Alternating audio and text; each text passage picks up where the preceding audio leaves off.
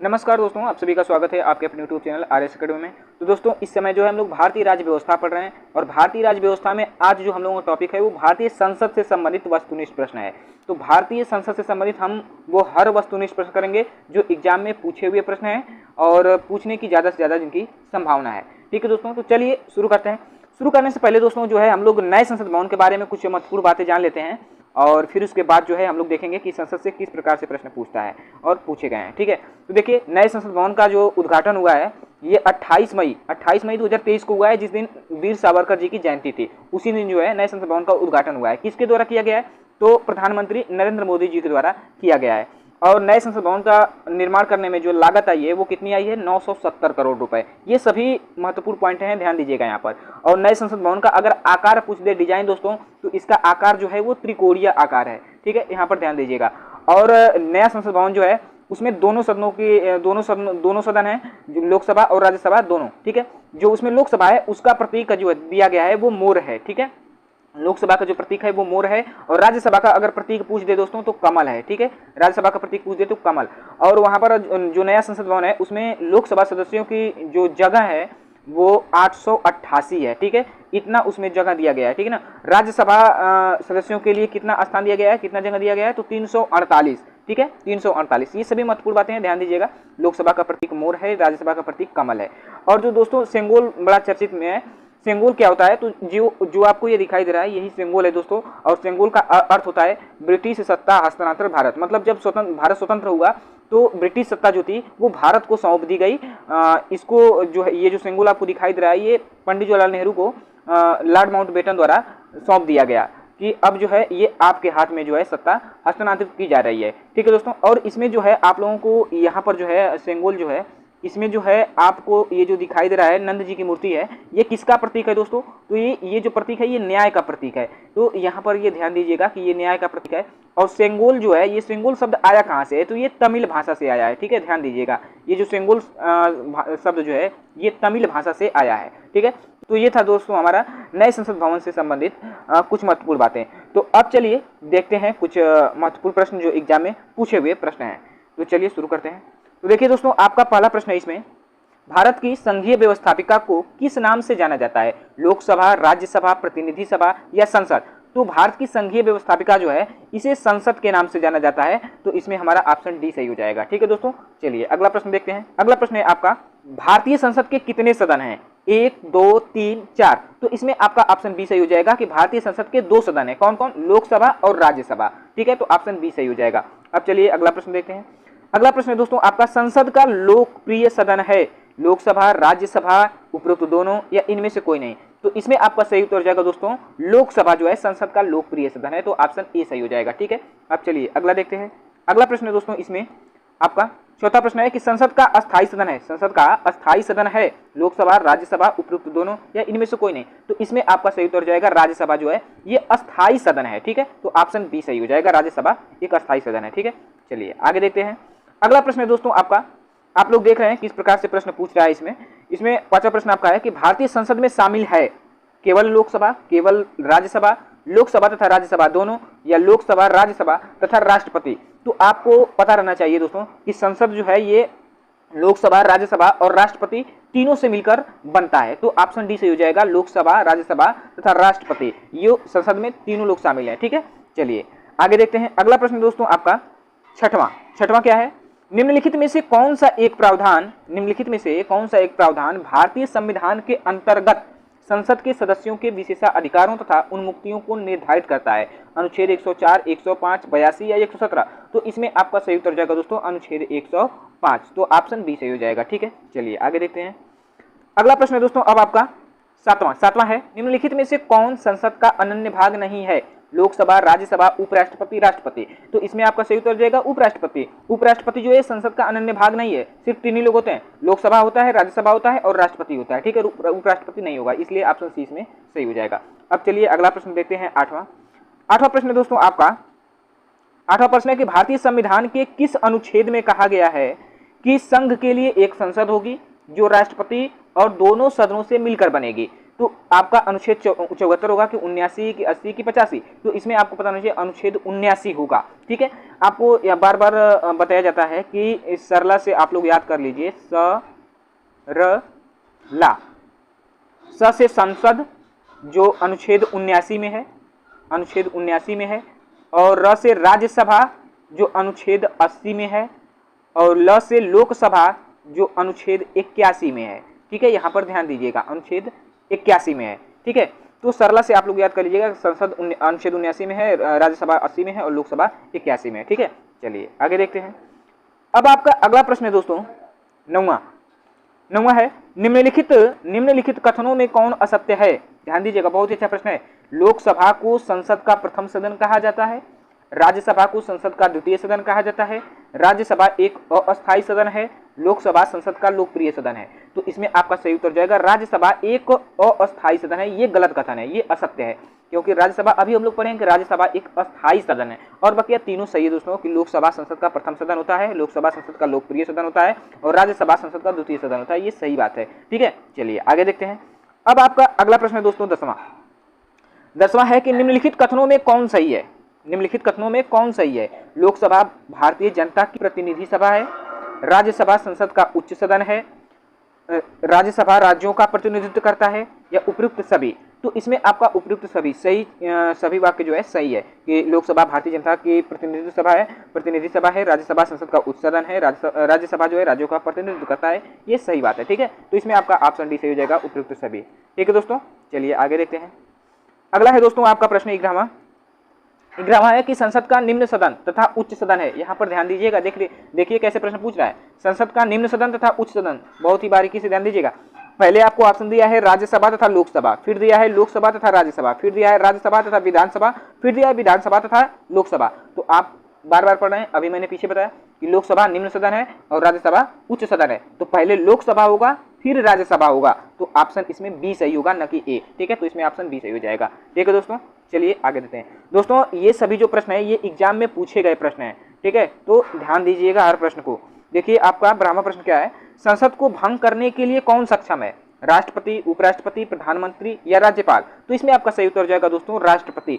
राष्ट्रपति जो है संसद को भंग कर सकता है। ठीक है, चलिए आगे देखते हैं। भारतीय संसद की संप्रभुता प्रतिबंधित है। भारत के राष्ट्रपति की शक्तियों से, न्यायिक समीक्षा से, विपक्षी दल के नेताओं से, या भारत के प्रधानमंत्री की शक्तियों से। तो इसमें आपका सही उत्तर जाएगा दोस्तों न्यायिक समीक्षा से जो है भारत की संसद की संप्रभुता जो है ये प्रतिबंधित है न्यायिक समीक्षा से। ठीक है, तो ऑप्शन बी सही हो जाएगा। ठीक है दोस्तों, चलिए आगे देखते हैं। अगला प्रश्न है दोस्तों आपका 14वां, संसद के कितने सत्र होते हैं। बजट सत्र, मानसून सत्र, शीतकालीन सत्र, उपयुक्त सभी। तो इसमें आपका ऑप्शन डी सही हो जाएगा। संसद के 3 सत्र होते हैं, बजट सत्र, मानसून सत्र, शीतकालीन सत्र। तो ये तीनों सही है, तो इसलिए उपयुक्त सभी सही होगा इसमें। ठीक है, चलिए आगे देखते हैं दोस्तों।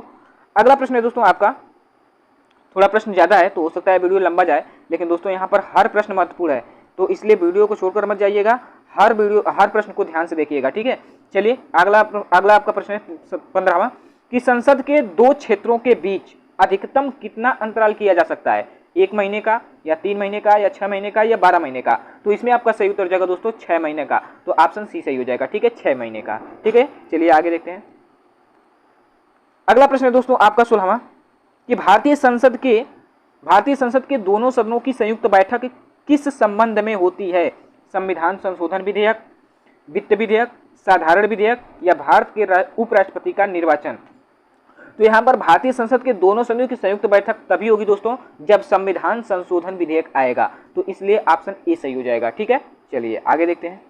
अगला प्रश्न है दोस्तों आपका 17वां, साधारण विधेयक से संबंधित गतिरोध को दूर करने के लिए संसद के दोनों सदनों की संयुक्त बैठक कौन बुलाता है। राष्ट्रपति, मंत्रिपरिषद, लोकसभा अध्यक्ष, या राज्यसभा के सभापति। तो इसमें आपका सही उत्तर जाएगा दोस्तों राष्ट्रपति बुलाता है। तो ऑप्शन ए सही हो जाएगा। ठीक है, चलिए आगे देखते हैं। अगला प्रश्न है दोस्तों आपका 18वां है कि लोकसभा व राज्यसभा की संयुक्त बैठक कब होती है। राष्ट्रपति जब बुलाए, लोकसभा व राज्यसभा में मतभेद होने पर, संसद का सत्र शुरू होने पर, या इनमें से कोई नहीं। तो इसमें आपका जो है दोस्तों, इसमें आपका सही उत्तर हो जाएगा लोकसभा व राज्यसभा में मतभेद होने पर। तो ऑप्शन बी वाला सही हो जाएगा। ठीक है, चलिए आगे देखते हैं। अगला प्रश्न है दोस्तों आपका 19वां कि संसद के दो को साथ साथ बैठने पर निम्न होता है। भारत के उपराष्ट्रपति का चुनाव, संविधान संशोधन बिल को स्वीकार करना, एक बिल जिस पर दोनों सदन सहमत न हो उस पर विचार करना और पास होना, भारत के राष्ट्रपति का चुनाव।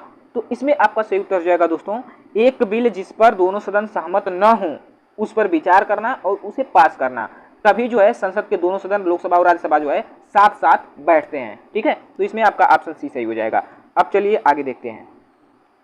अगला है दोस्तों आपका 20वां, यदि किसी सामान्य विधेयक, यहाँ पर विधेयक होगा, ध्यान दीजिएगा, विधायक मिसप्रिंट हो गया है थोड़ा, यहाँ पर ध्यान दीजिएगा, विधेयक होगा। ठीक है, सामान्य विधेयक पर राज्यसभा और लोकसभा के बीच गतिरोध आता है तो उसका समाधान कौन करेगा? राष्ट्रपति करेगा, मंत्रिपरिषद करेगा, संसद का संयुक्त सत्र करेगा या उच्चतम न्यायालय? तो इसमें आपका सही उत्तर हो जाएगा दोस्तों, संसद का संयुक्त सत्र करेगा। ठीक है, तो ऑप्शन सी सही हो जाएगा। अब चलिए आगे देखते हैं।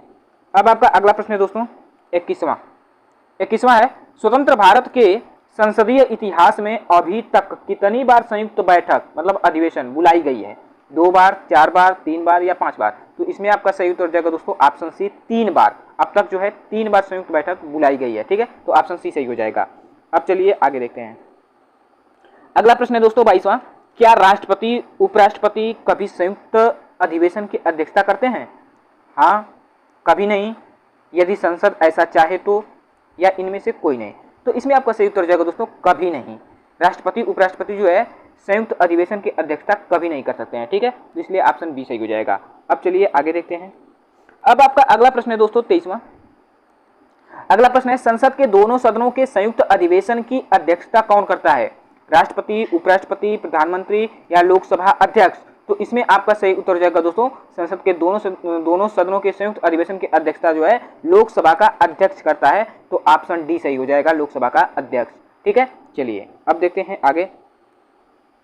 अगला प्रश्न है दोस्तों आपका 24वां, संसद की संयुक्त बैठक को कौन संबोधित करता है? प्रधानमंत्री, स्पीकर, डिप्टी स्पीकर या राष्ट्रपति? तो इसमें आपका सही उत्तर हो जाएगा राष्ट्रपति। ठीक है, तो ऑप्शन डी सही हो जाएगा। अब चलिए आगे देखते हैं। अगला प्रश्न दोस्तों आपका, संविधान संशोधन प्रस्ताव के संबंध में दोनों सदनों में मतभेद होने की स्थिति में लोकसभा की इच्छा अनुसार पारित होगा, राज्यसभा की इच्छा अनुसार पारित होगा, संयुक्त अधिवेशन में फैसला होगा या प्रस्ताव गिर जाएगा? तो जब भी संविधान संशोधन प्रस्ताव आता है और दोनों सदनों में मतभेद हो जाता है तो उस स्थिति में जो है प्रस्ताव गिर जाता है। ठीक है, तो ऑप्शन डी इसमें सही होगा। अब चलिए आगे देखते हैं। अगला है आपका, कौन सी प्रथा संसदीय प्रणाली को भारत की देन है? शून्यकाल, कटौती प्रस्ताव, मंत्रालयों की मांगों का गिलोटिन किया जाना या स्थगन प्रस्ताव? तो इसमें आपका ए सही हो जाएगा, शून्यकाल जो है भारत की देन है। ठीक है, ऑप्शन ए सही हो जाएगा। अब चलिए आगे देखते हैं। अगला प्रश्न है दोस्तों आपका 27वां, संसद की कार्यवाही सूची में प्रथम विषय होता है शून्यकाल, प्रश्नकाल, स्थगन प्रस्ताव या ध्यानाकर्षण प्रस्ताव? तो इसमें आपका सही हो जाएगा प्रश्नकाल, ऑप्शन बी सही हो जाएगा। प्रथम विषय यही होता है, प्रश्नकाल से ही शुरू होता है संसद। ठीक है, तो ऑप्शन बी सही होगा। ठीक है ना, चलिए आगे देखते हैं। अगला प्रश्न है दोस्तों आपका 28वां है, संसद के किसी सदस्य की सदस्यता तब समाप्त समझी जाती है यदि वह बिना सदन को सूचित किए अनुपस्थित रहता है? 60 दिन, 90 दिन, 120 दिन या 150 दिन? तो इसमें आपका ऑप्शन ए सही हो जाएगा, 60 दिन, अगर बिना बताए अनुपस्थित रहता है तो। ठीक है, चलिए आगे देखते हैं। अगला प्रश्न दोस्तों आपका, एक वर्ष में कम से कम कितनी बार संसद की बैठक होना आवश्यक है? 1 बार, 2 बार, 3 बार या 4 बार? तो 2 बार इसमें ऑप्शन सही हो जाएगा, ऑप्शन बी। ठीक है, 2 बार जो है कम से कम एक वर्ष में 2 बार बैठक संसद की अवश्य होना चाहिए। ठीक है, चलिए आगे देखते हैं। अगला प्रश्न है दोस्तों आपका 30वां, निम्न विधेयकों में से किसका एक भारतीय संसद के दोनों सदनों द्वारा अलग अलग विशेष बहुमत से पारित होना आवश्यक है? बहुत ही अच्छा प्रश्न, ध्यान दीजिएगा। साधारण विधेयक, वित्त विधेयक, धन विधेयक या संविधान संशोधन विधेयक? तो इसमें आपका ऑप्शन डी सही हो जाएगा दोस्तों, संविधान संशोधन विधेयक जब भी आता है तो दोनों सदनों से अलग अलग विशेष बहुमत से पारित होना आवश्यक होता है। ठीक है, तो इसमें ऑप्शन डी सही होगा जब भी संविधान संशोधन विधेयक आता है तो। चलिए आगे देखते हैं। अगला है दोस्तों आपका, सांसदों के वेतन का निर्णय कौन करता है? संसद, केंद्रीय मंत्रिपरिषद, राष्ट्रपति या लोकसभा अध्यक्ष? तो इसमें आपका ऑप्शन ए सही हो जाएगा। ठीक है, संसद करता है सांसदों के वेतन का निर्णय। ठीक है, तो ऑप्शन ए सही हो जाएगा। चलिए आगे देखते हैं। अगला है दोस्तों आपका 32वां है, संसद के कुल सदस्यों का कितना भाग वैधानिक चेंबर की मीटिंग बुलाने के लिए आवश्यक गणपूर्ति कोरम है? 1/10, 1/6, 1/4 या 1/3? तो इसमें आपका ऑप्शन ए सही हो जाएगा, 1/10। ठीक है, चलिए अगला देखते हैं। अगला प्रश्न है दोस्तों आपका, अगला प्रश्न है, संसदीय प्रणाली संसदीय प्रणाली वाली सरकार को अन्य किस नाम से जाना जाता है? अन्य क्रियाशील सरकार, अनुक्रियाशील सरकार, या उत्तरदायी सरकार, या संघीय सरकार, या राष्ट्रपतीय सरकार? तो इसमें आपका सी ऑप्शन सही हो जाएगा, संघीय सरकार। ठीक है, चलिए आगे देखते हैं।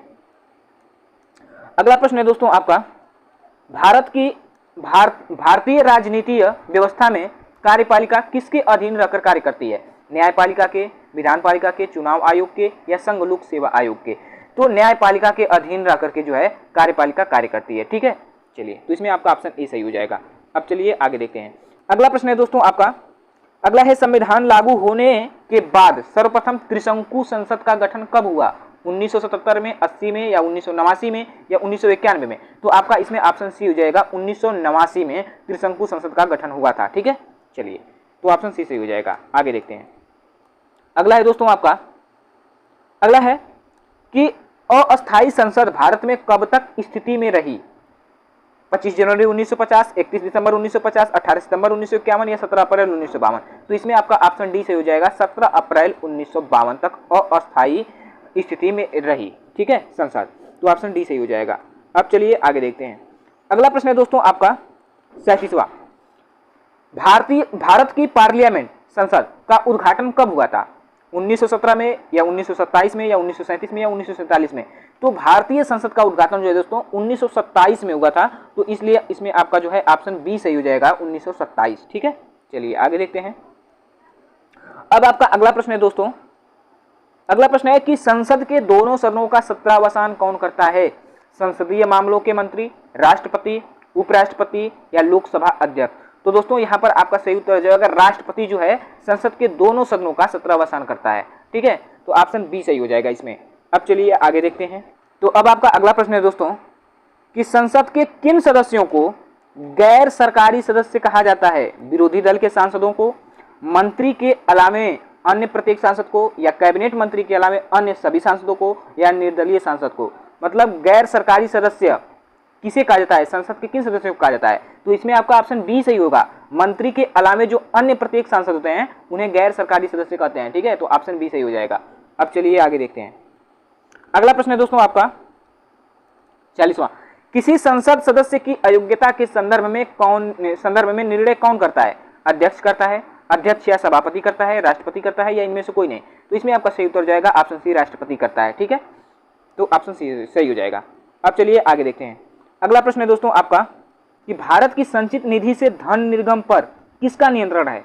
महानियंत्रक एवं महालेखा परीक्षक का, भारत के वित्त मंत्री का, या अधिकृत मंत्री का, या संसद का? तो इसमें आपका सही उत्तर जाएगा दोस्तों संसद का। तो ऑप्शन डी सही हो जाएगा कि धन निर्गम पर जो है संसद का नियंत्रण होता है।